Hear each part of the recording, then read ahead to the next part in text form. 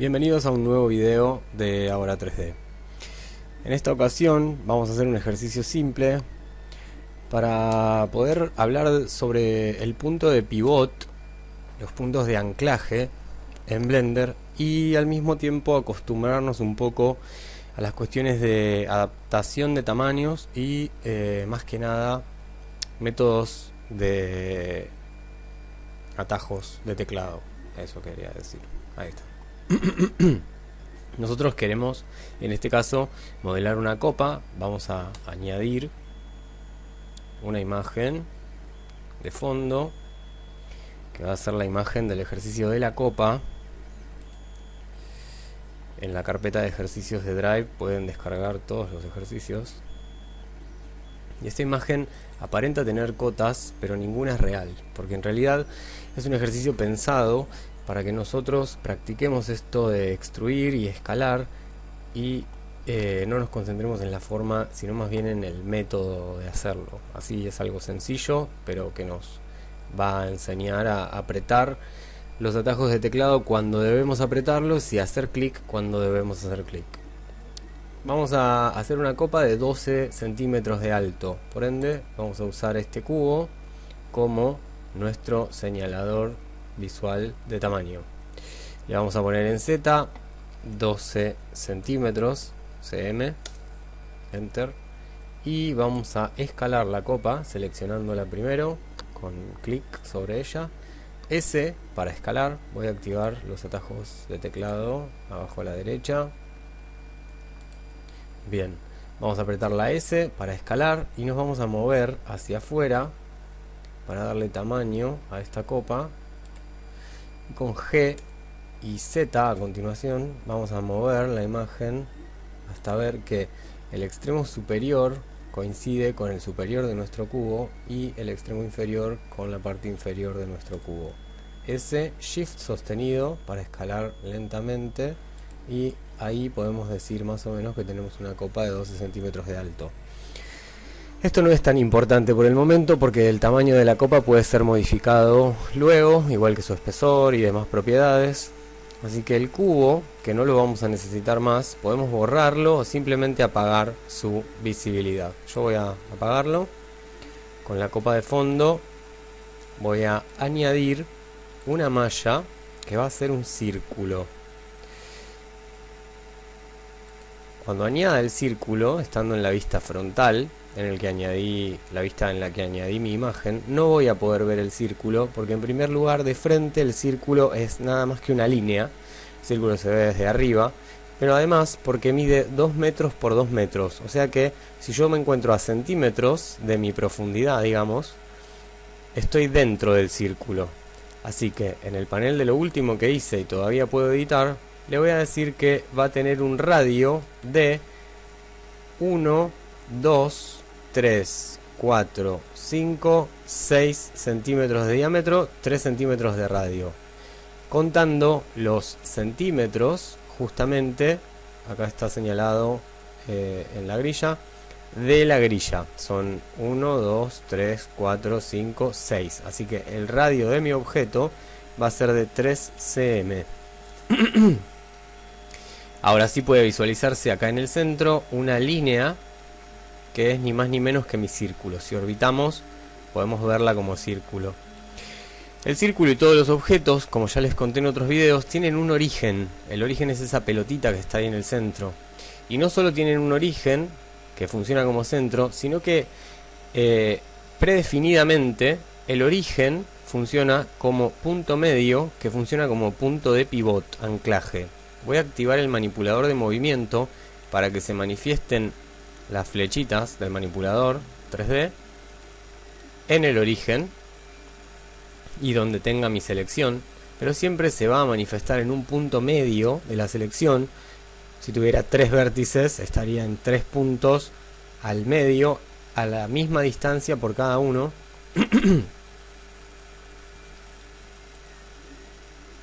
Porque, como les decía, tengo seteado desde acá arriba median point como punto de pivot, como anclaje de mi objeto. Por ende, si quiero escalarlo y aprieto la S, cuando me muevo hacia adentro, esto se va a escalar proporcionalmente, de forma diametral, en un radio igual desde el centro hacia afuera del círculo, en todos los ejes, en todas las direcciones. Un consejo es que para escalar nunca estemos cerca del punto de origen o del pivot de selección, porque la escala va a ser muy abrupta. En cambio, si alejamos el cursor del mouse y empezamos a escalar desde lejos, vamos a tener muchísima mayor libertad gestual para hacer esto. Lo mismo con las extrusiones, etcétera. No extremadamente lejos, pero no extremadamente cerca. A mitad de camino más o menos. Voy a pararme en la vista frontal con el botón número 1 del teclado numérico y voy a mover hacia abajo. Lo voy a hacer cliqueando en Z, aunque podría apretar G, Z, esto hasta la base de la copa. Me quedó un poco más grande, así que me voy a acercar haciendo zoom, panear con Shift apretado y la ruedita apretada y escalar nuevamente con S y moverme hacia adentro. Voy a seleccionar mi imagen, ahí está, empty, y la voy a mover hacia la izquierda. G en X, con Shift sostenido, la muevo un poco, como para que quede más o menos ahí. Perfecto. Vuelvo a seleccionar mi círculo, puedo hacerlo cliqueando sobre el círculo, aunque si es inconveniente lo cliqueamos desde el listado, acá arriba a la derecha. Y vamos a pasar al modo edición. Voy al botón de los modos, modo edición, o simplemente aprieto la tecla Tab para pasar directamente al modo edición. Voy a volver a activar el manipulador 3D de movimiento, por las dudas que quiera desplazar algo o alguna extrusión quede a mitad de camino. Aprieto la E para extruir, pero no extruyo en cualquier dirección. Aprieto Z para señalar el eje. Voy hasta la primer modificación que encuentro en mi copa y hago clic para aceptarlo. Si quisiera seguir editando la extrusión, podría hacerlo desde acá. Podría moverla en Z hacia arriba o hacia abajo, cliqueando en el centro del botón y moviéndome de izquierda a derecha, como se puede ver en pantalla.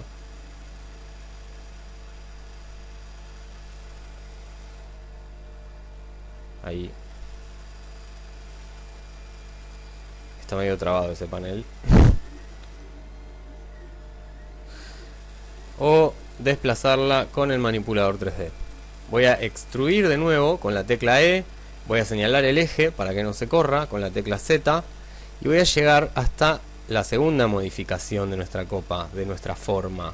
Hago clic para aceptar y S para escalar hacia adentro. Llego hasta donde puedo copiar el contorno del dibujo y vuelvo a extruir en Z hasta acá arriba. Nosotros ahora vamos a proceder a hacer extrusiones distanciadas una de otra en la misma distancia y no van a ser extrusiones continuas para copiar toda esta copa, toda la curva, porque adentro de Blender tenemos la posibilidad de usar modificadores que nos ayudan a acelerar el trabajo y en este caso a tener una topología contada, una topología reducida para poder editar fácilmente la forma. Entonces vamos a extruir en Z hasta acá prácticamente. A la larga uno se acostumbra al Catmull-Clark, el algoritmo de formación del modificador Subdivision Surface, y nos vamos dando cuenta qué curvas va a cubrir. Por el momento hoy vamos a hacer esto hasta acá. Vamos a volver a extruir en Z, más o menos a la misma dirección, para que el Subdivision Surface pueda subdividir como con las mismas distancias. Entonces va a tener el mismo suavizado, entre comillas. Se va a ver igual. Y escalamos con la S, aceptamos con clic, extruimos con la E, señalamos Z con la tecla Z, subimos, cliqueamos para aceptar, escalamos para copiar la forma, volvemos a extruir en Z hasta la punta y escalamos hacia adentro. Una vez que ya tenemos esto copiado, vamos a orbitar para poder ver la parte superior.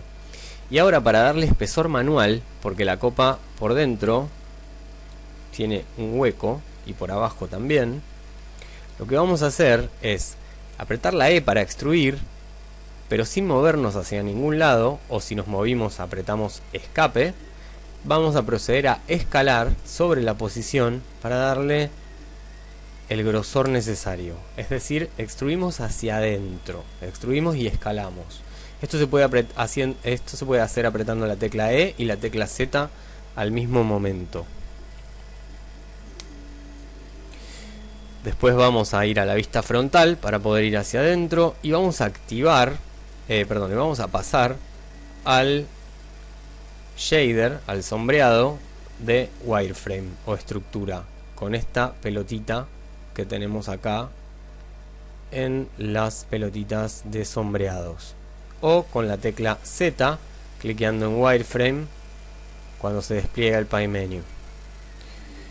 Y ahí vamos a empezar a extruir en Z, pero hacia abajo, para darle un interior, y copiar la forma exterior de nuestra copa.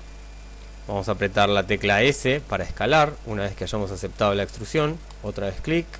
Vamos a apretar la tecla E para extruir en Z, hacia abajo, nuevamente. Vamos a escalar para copiar la forma, vamos a extruir en Z de nuevo, hacia adentro, escalar para copiar la forma, y extruir con Z en Z hacia abajo y escalar nuevamente. Como nosotros, voy a pasar a sólido de nuevo, como nosotros tenemos esto agujereado y necesitamos un sólido por todas las razones del mundo, lo que vamos a hacer es generar una nueva cara con todo ese bucle que tenemos seleccionado, algo que también podemos llamar loop. Podemos hacerlo yendo a Vertex y Create New Edge Face from Vertices, o apretando la tecla F, que es un atajo muy conveniente de aprender porque vamos a generar caras constantemente. Lo mismo vamos a hacer con la parte inferior de nuestra copa, la cual puede ser seleccionada sosteniendo la tecla Alt y haciendo clic izquierdo en alguna de las aristas que corre en la dirección en la que queremos seleccionar ese loop. Por ejemplo, si cliqueo en esta arista que va de izquierda a derecha, selecciona todo el loop que va de izquierda a derecha, siempre y cuando tenga la tecla Alt sostenida.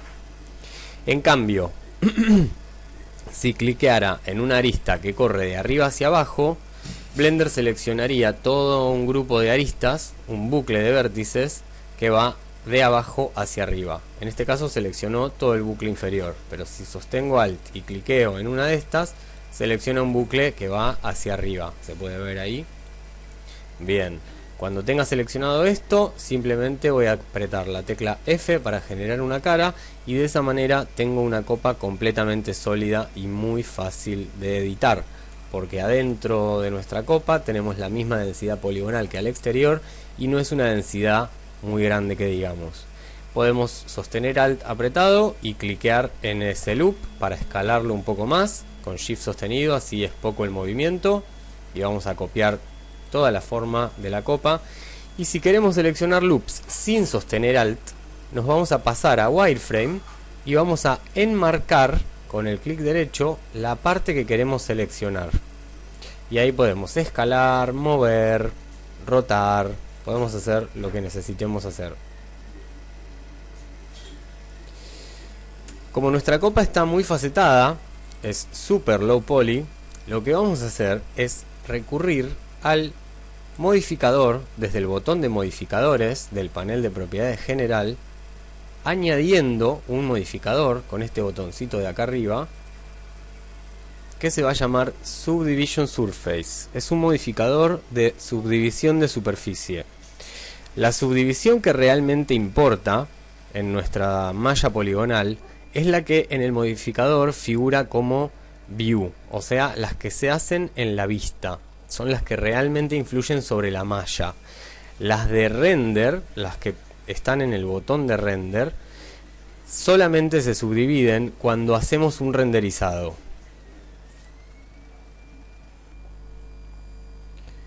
Se cortó, así que voy a empezar de nuevo desde acá. Como les decía, nosotros vamos a añadir un modificador de subdivisión de superficie. Este modificador lo vamos a encontrar en la columna de generación, que es la segunda columna de todos los modificadores. Los primeros modificadores modifican datos normales, caché y transferencias de datos. La columna de generación, en cambio, sirve para poder modificar objetos sobre sí mismos, exceptuando por las operaciones booleanas que necesitan de un segundo objeto para ser modificada la malla. Por lo general se refieren a modificaciones profundas de malla, como un recalculado de malla, un espejado de malla por simetría, etc. Son todos de extrema utilidad. Nosotros hoy vamos a usar uno de los más usados, que es el Subdivision Surface, que, como les contaba recién, va a dividir la superficie de nuestras caras, nuestros polígonos, en 4. En 4 cuando tengamos seteado el viewport en 1, las subdivisiones del viewport en 1. Las de renderizado solo importan para renderizar. Las de viewport, en cambio, importan para lo que venimos viendo. Fíjense que a medida que aumento este valor, aumentan las subdivisiones de los polígonos y al mismo tiempo se ve como todo más suave. ¿Por qué? Porque tengo activo este algoritmo de Catmull-Clark. Es un algoritmo que, además de subdividir, desestresa los ángulos. Si yo tengo dos polígonos acá, cuando los subdivido, estos se van a convertir en 4 y 4, y se va a generar una pendiente entre esos 4, entre sus normales, que van a empezar a apuntar en direcciones contrarias, teniendo en cuenta que acá va a haber uno, otro y otro, en vez de 2. Si yo quisiera subdividir, pero de forma simple, adentro habría mayor cuenta poligonal, mayor densidad poligonal, pero ahí se puede ver, no habría tensión entre los nuevos polígonos. Entonces, voy a activar Catmull-Clark, voy a usarlo para subdividir, y voy a activar la visibilidad en malla con este botón de acá, porque nuestros modificadores tienen en sus encabezados un botoncito para colapsar, contraer y estirar, abrir, digamos, ampliar, un icono, su nombre, y botones de visibilidad. Este apaga la visibilidad absoluta, este enciende la visibilidad en malla, en modo edición, y este proyecta sobre la malla la subdivisión. Fíjense que ahí no veo la malla, en cambio ahí sí veo la malla. Súper conveniente ver la malla a la hora de editar con Subdivision Surface, en vez de tener seteado esto y ver una especie de fantasma acá. Ahí está.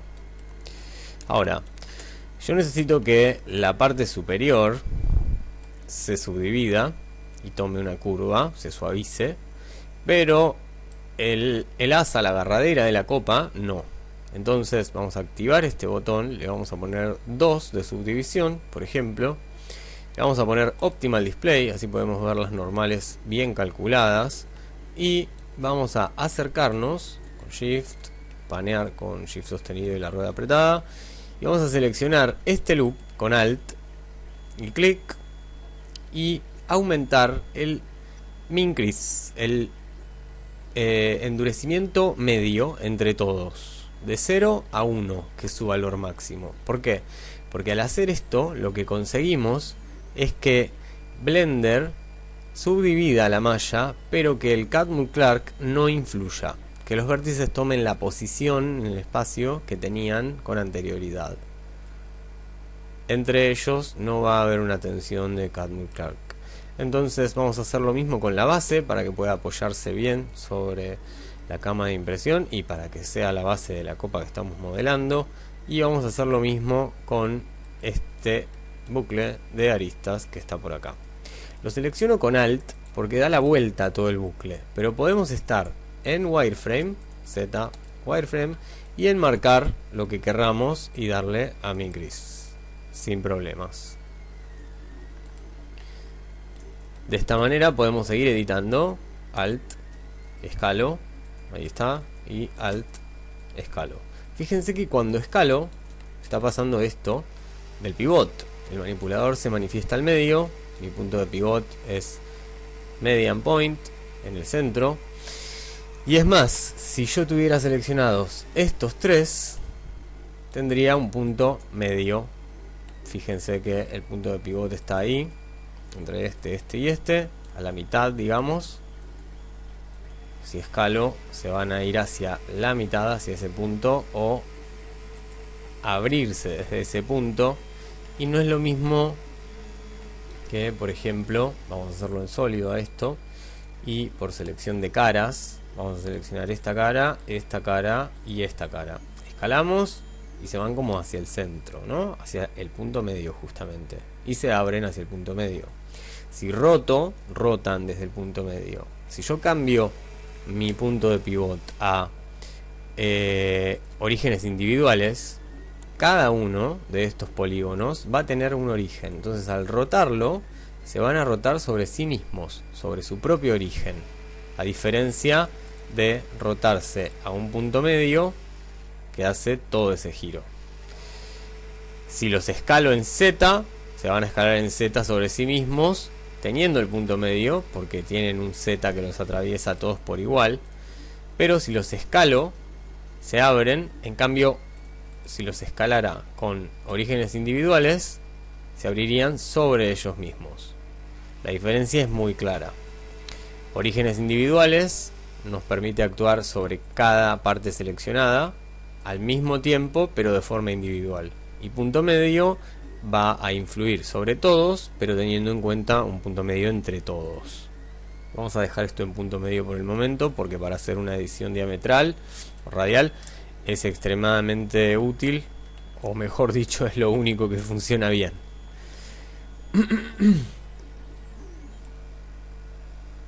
Los modificadores pueden seguir agregándose. ¿Por qué? Porque un modificador es una modificación justamente virtual.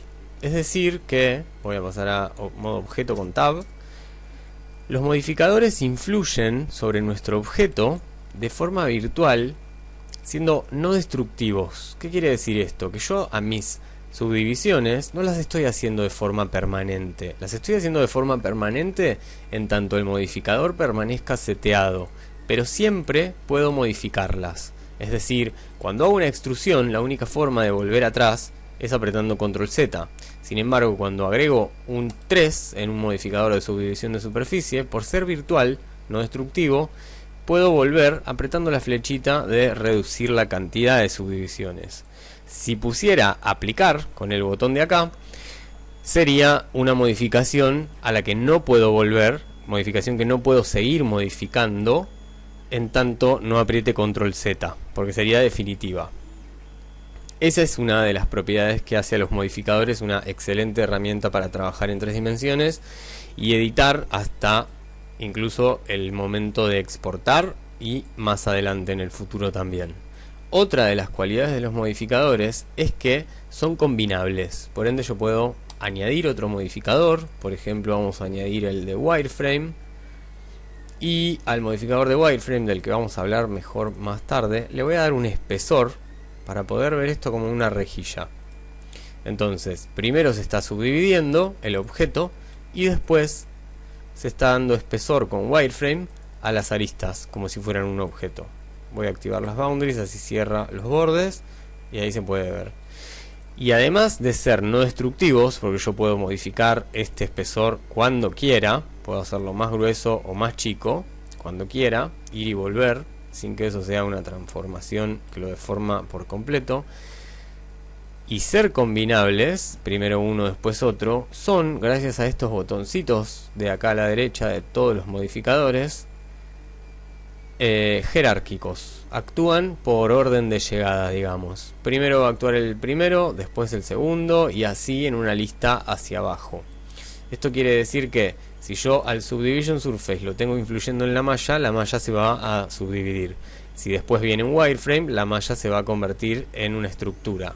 Si yo cliqueo en uno de estos botones y paso para arriba wireframe y hacia abajo subdivision surface, primero se convierte en una estructura y después la estructura se subdivide en su forma de estructura. ¿Se ve? Si ahí agrego una subdivisión con Catmull-Clark activo, se va a tratar de redondear. Si aumento el valor, va a quedar cada vez más circular. Hay que tener cuidado con las subdivisiones que se setean en el Subdivision Surface, porque consumen muchos recursos cuando los objetos llegan a una densidad poligonal muy alta. Entonces el trabajo en 3D en un valor de 2 ya es bastante intenso, digamos, para la visibilidad ya es bastante útil. Y después, si queremos hacer una exportación con una malla muy suavizada, podemos subir el modificador hasta 4 o hasta 6, que es su límite, y ahí podemos ver que es muy suave pero un poco más pesado. Incluso acá abajo podemos leer que tengo 1.638.400 triángulos. Ese peso, esa densidad poligonal para una copa de 12 centímetros, que el tamaño no importa igual, para una copa es extremadamente inútil, es una exageración. Entonces vamos a bajar esto a un valor de 2 y tengo 102.400. Voy a quitar el wireframe, como decía que podía sacarlo y ponerlo en cualquier momento, lo voy a quitar para exportar la copa. Y me voy a asegurar de tenerla seleccionada, porque a la hora de ir a archivo, exportar STL, por ejemplo, voy a buscar la ubicación como el escritorio y voy a decirle a Blender que quiero exportar solo la selección, por eso es seleccionado, y voy a decirle que aplique los modificadores, que es como si yo dentro de Blender hubiera apretado aplicar, solo que cuando guarde mi blend file, mi archivo de Blender, el modificador va a seguir estando ahí sin que yo haya apretado aplicar. Por ende voy a poder seguir editando la cantidad de subdivisiones o cualquier otro modificador que agregue, pero al exportar el objeto se va a ver subdividido y suavizado, va a tener la densidad poligonal señalada en el modificador porque está chequeada la caja de Apply Modifiers. Selection Only, Apply Modifiers y exportar STL. Es la mejor forma de poder seguir editando a futuro un archivo y obtener exactamente la malla que estoy viendo, el objeto que estoy viendo dentro del programa, sin tener que hacer ningún tipo de modificación. Si lo quiero más suavizado todavía, subo el valor o reduzco el valor. Ahí. Nos vemos en el próximo video.